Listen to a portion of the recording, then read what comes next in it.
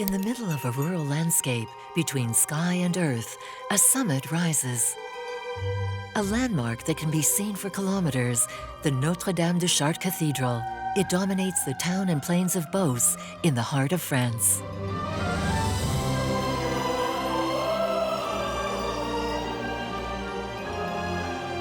Built in barely 30 years in the 13th century, its architecture tells the insatiable quest for grandeur of the builders of the Middle Ages.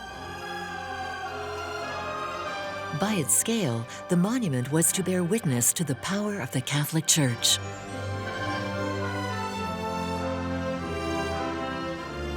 Today, it is considered as an emblem of Gothic architecture, which later influenced other buildings throughout France.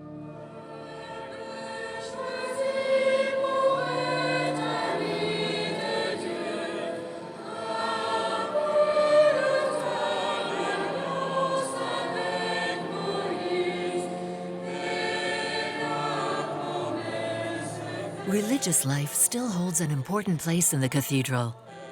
A place of pilgrimage, of ordinary celebrations, but also of exceptional ones, like the ordination of a young priest this morning.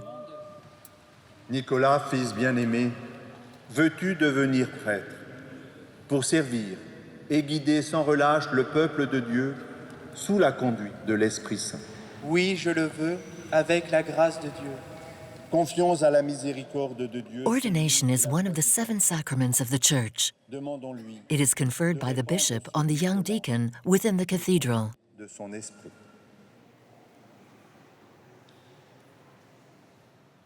By lying on the ground, this young priest, just ordained, expresses his humility and his complete readiness to the divine call to which he will dedicate his life. Nous te présentons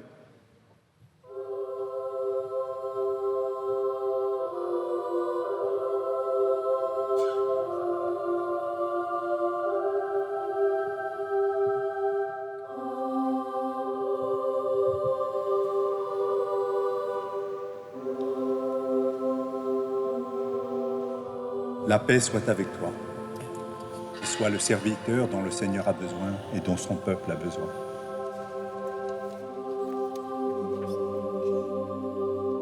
Century after century, the cathedral lives to the rhythm of the services. These celebrations are all the more vibrant because they take place within the walls of an exceptional monument, designed and conceived to stimulate the devotions of the faithful.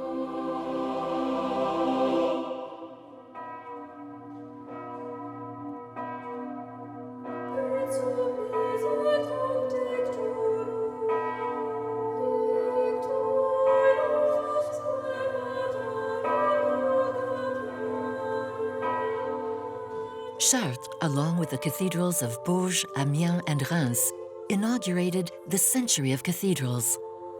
It was the advent of the classical Gothic style, marked by a move towards the vertical and the balance of forms. Its monumental structure was to accommodate a very large number of followers.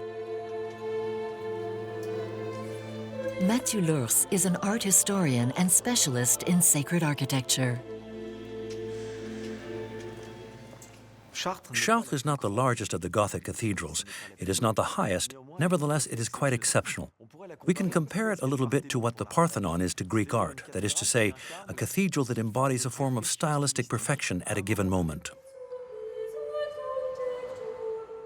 We are dealing here with a kind of classicism. We have a relationship between the large arches, the triforium, and the small high windows that is perfectly balanced.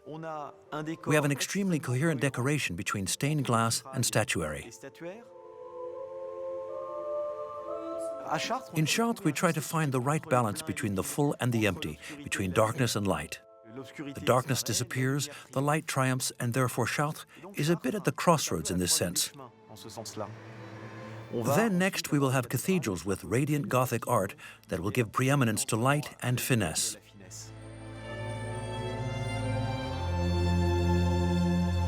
It is thanks to the technique of the crossing of ogives, which directs the vault onto the pillars and not onto the walls, making it possible to install large stained glass windows up to 15 meters high and to let the light in. Another Gothic specificity, the buttresses on the exterior. All the stability of the cathedral rests on them.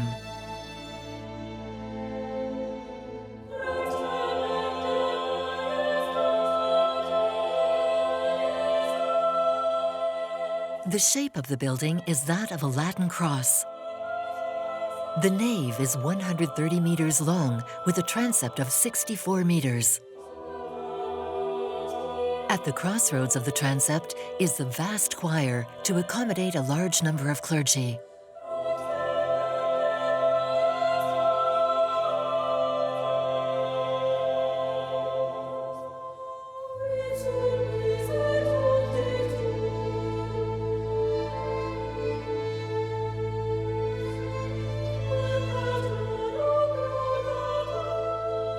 Among the treasures of the Cathedral of Chartres, the choir tower. Originally, this enclosure had the function of separating the choir where the liturgy was held and the parts reserved for pilgrims. The clergy on one side, the faithful on the other. The entire cathedral is dedicated to the Virgin. Thus, many scenes of this choir tower are devoted to episodes of her life. Marie-Suzanne de Ponto is an architect responsible for historical monuments. In 1506, the canons decided to call upon Parisian sculptors of great renown. They had brought in all the greatest sculptors of the time to carry out this 100-meter-long project. We have 40 scenes, over 7 or 8 meters high, that represent the whole life of the Virgin and the life of Christ. In the 16th century, the Catholic Church reformed and encouraged a reconciliation between the clergy and the faithful. Many choir towers disappeared, but that of Chartres, then under construction, was preserved. Its presence and scale constitute one of the peculiarities of the cathedral. Today, a major restoration campaign is underway.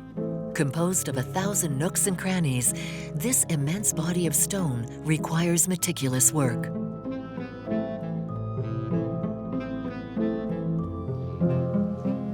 The aim is to dust the sculptures, remove soot from them, strengthen the most damaged areas, and fill in cracks.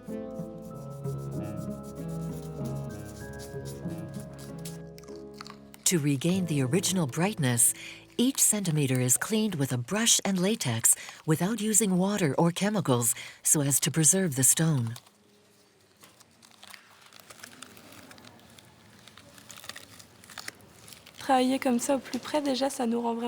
Working as closely as possible like that, it really makes us very intimate with the details. We really get to know and recognize the small elements. We realize that each is really unique, that each artist or each sculptor really handled these things, and with these small specificities. The sculptors must surely have had a very strong faith and a will to work for God, for the Lord, and therefore really to do something great and long-lasting. De faire quelque chose de grand et de pérenne.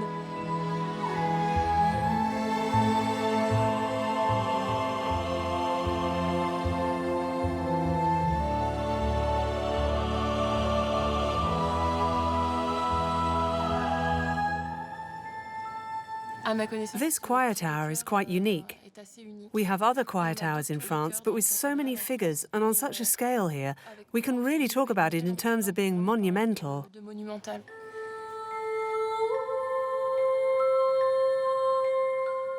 There are things that are at the back, facing inwards.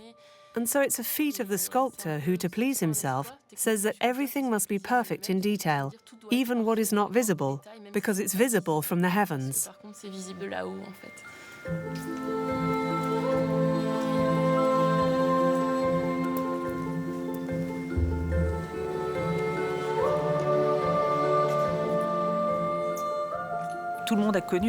Everyone knew Chartres Cathedral as being very black. When we went inside, the stained glass windows were also very opaque. The stone and the plaster were therefore very dirty.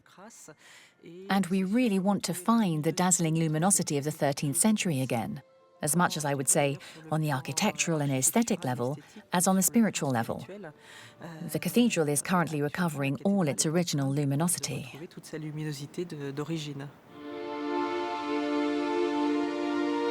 For architects of the Middle Ages, light is the manifestation of God's existence that must be honored in cathedrals.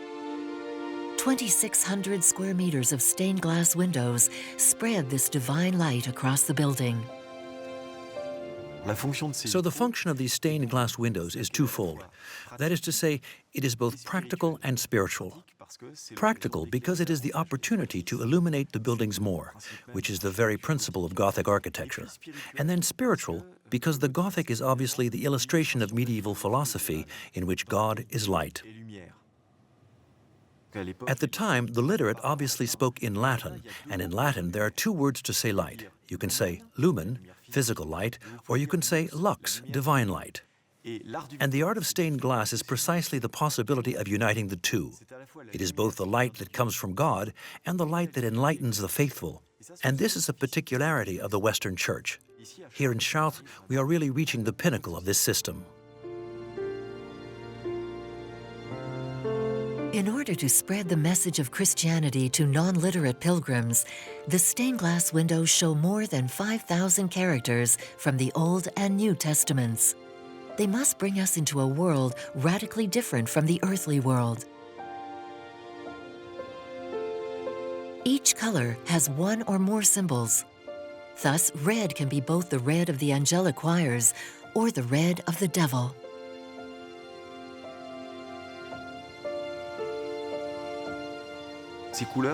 These colors are meant to illustrate the presence of divine light, and it's here that the material takes revenge on the spirit, because theoretically, divine light is the color of gold. In the first centuries of the Byzantine Empire, it is the gold of the mosaics which expresses the divine light. So what color can be used to illustrate divine light if gold is not available? It's the color blue, which from the 12th and 13th centuries takes over the spiritual power of gold. This is going to be one of the major transformations in Western art, meaning that this blue will be validated as the celestial blue, as the divine heavens. It is also the blue of the physical skies. It was therefore the Middle Ages that gave the color blue its status of nobility. The Virgin was the first figure represented in blue, as on this stained glass window of Notre-Dame de la Belverrière, dating from the ancient Romanesque cathedral, which burned down in 1194. So on this stained glass window of Notre-Dame de Belverrière, we have a rather exceptional case, because we have a remounting of stained glass windows from the 1180s that dates from the previous building. This is the panel we see here with the Virgin and Christ on her knees. The bay is decorated with stained glass windows dating from the 13th century and can be seen immediately because of the contrast of the blues. This cobalt blue of the 12th century, known as the Chartres blue, contrasts with the manganese blue of the 13th century, which was easier to produce in large quantities.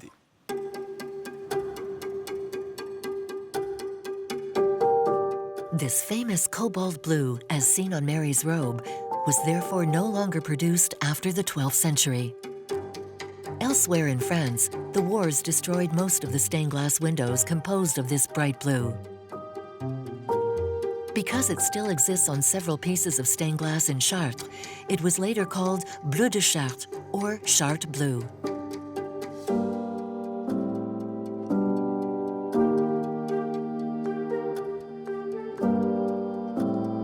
Covered by dust, pollution, candle smoke, the stained glass windows lose their brilliance over time. They must be cleaned regularly.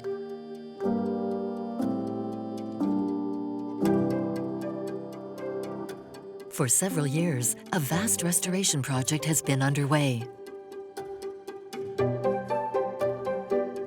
The master glassmaker's workshop is located a few kilometers away from Chartres.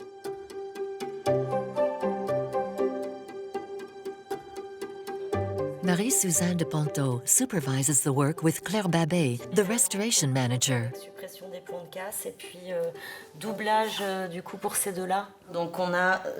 So we had to go a little further because the lead was very weak. And therefore on these two figures, we made localized interventions. Here we have the new lead, up to here. And here we connect with the lead from the 19th century, which is here. All the old lead. In the Middle Ages, stained glass was assembled with molten lead between the tiles. To restore them, it is therefore necessary to remove the residue and stains and then re-weld the joints.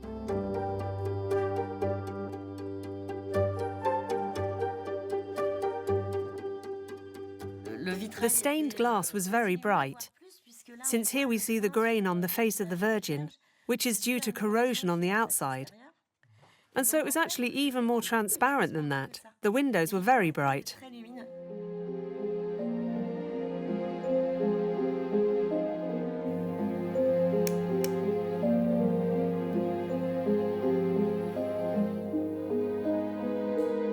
Arnaud Housset works on stained glass that was broken and assembled with lead in the 19th century. To restore the stained glass's clarity, he must remove the metal and replace it with glue.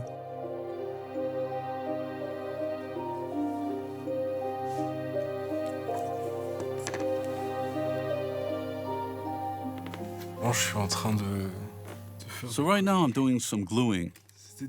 It was the old lead that was once here which made it very difficult to read or view the stained glass windows. And with current technology, glue has proven itself, and this is what is used to make these windows viewable and to simply restore them to their original state.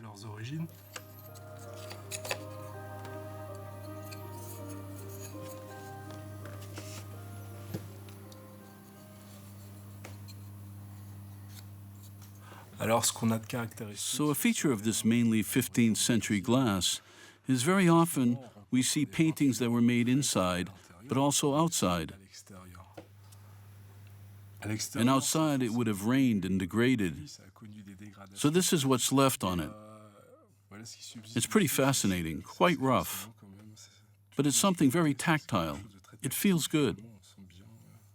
The 15th century was a beautiful period for stained glass, when we also knew how to work with clear glass and others that were a little whiter.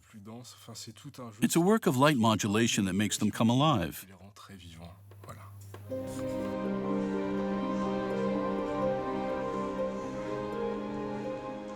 For me, the greatest moment of emotion is the moment when we clean the glass and we discover, having started from something relatively illegible and often very black, that little by little, like an archaeologist scraping away, we see something appear. And we ask ourselves, as we saw earlier, the extraordinary details of the finesse of the work, how at that time the stained glass painter could have done that. And then you know that you won't get this close again to the stained glass windows for several decades. So you have to try to make the most of everything you can observe today. But when you're on a lit table, you have a vision that you don't have at all once the window is installed. It's our job to have them in close-up. For us, it's more than just proximity. We end up owning the work a little bit, or at least for a short moment in the life of the work, it belongs to us.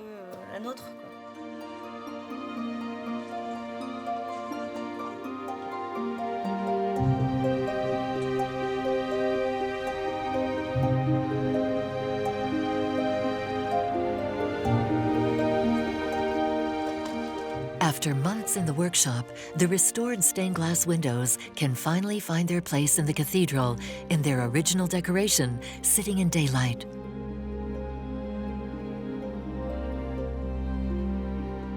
Since the restoration work began in 1986, 60% of the stained glass windows have passed into the hands of the master glassmakers. It's nice because you can see the finished job. We see the piece in the workshop, but only little by little, and then you start to see the whole window bay. That's very satisfying. We've given life to the window again. It's very nice. It's true there's a bit of magic in the stained glass. It lives only by the light that passes through it. And this light is constantly changing, which means it's actually alive. It changes all the time. With its stained glass windows from different periods, from the 12th to the 20th century, Notre-Dame de Chartres tells the story of this stained glass art. The builders therefore wanted a luminous and grandiose monument, but also one endowed with symbols combining Christian faith and Greek thought, the Middle Ages and antiquity. These encounters are embodied in the labyrinth of the central nave.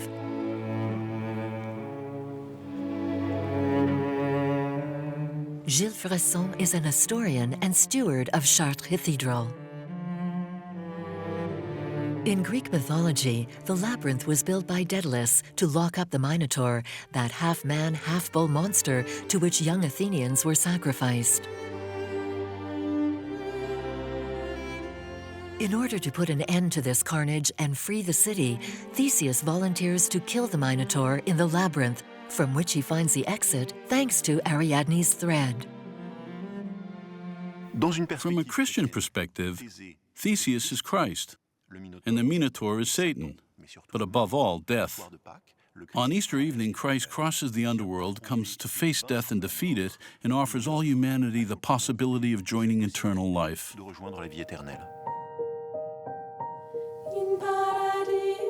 An invitation to penance and meditation, the labyrinth symbolizes human existence. In the 13th century, walking this path simulates a pilgrimage to Jerusalem. The labyrinth of the cathedral includes more than 260 meters of winding path, so lots of turns and hairpins that lead to a center. The final center can be likened to paradise, eternity, and heavenly Jerusalem. Conversely, the complication of this voyage, which is the first stage of the journey, with its bends, suggests the difficulty of earthly life with sin, with doubts, and with spiritual struggles.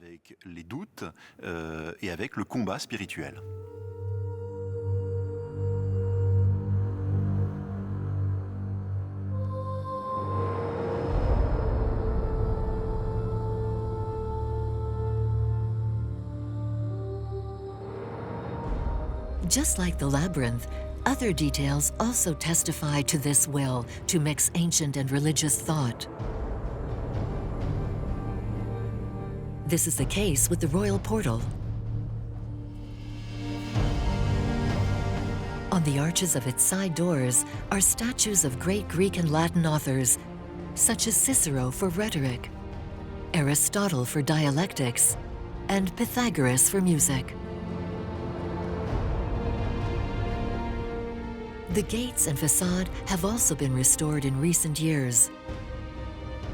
Work which allowed new discoveries, traces of paint on the statues.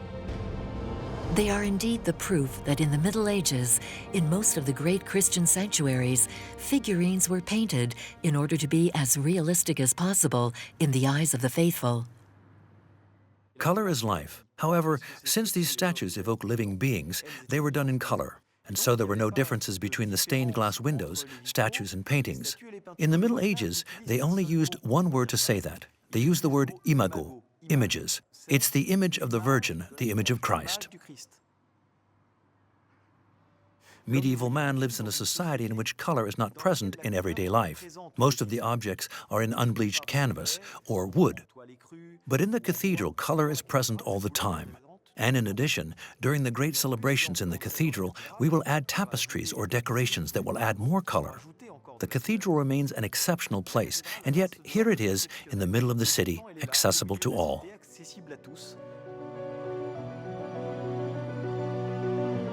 Thanks to these night illuminations, it is possible to imagine what the cathedral looked like 7 centuries ago. Bright, colorful, an expression of human genius, the Notre-Dame de Chartres Cathedral defies the ravages of time. A masterpiece of the Middle Ages, a Gothic emblem, it stands today imposing like a precious witness to the great history of Christian architecture.